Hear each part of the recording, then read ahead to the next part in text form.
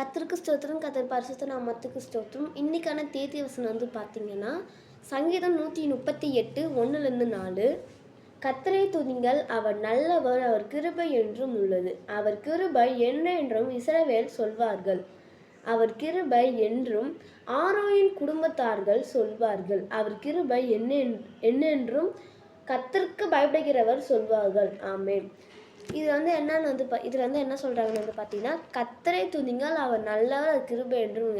நீங்கள் வந்து கர்த்தரை நீங்கள் டெய்லியுமே துதிச்சுட்டே இருந்தீங்கன்னா உங்களுக்கு கிருபை மேலும் மேலும் வரும் அப்படின்றாங்க. ரெண்டாவது வந்து பார்த்தீங்கன்னா, இஸ்ரவேல் குடும்பத்தார்கள் சொல்கிறாங்க. இஸ்ரவேல் குடும்பத்தார் வந்து சொல்கிறாங்க, நீங்கள் கர்த்தரை துதிச்சிங்கன்னா உங்களுக்கு கிருபை மேலும் மேலும் வந்து கிடைக்கும்ன்றாங்க.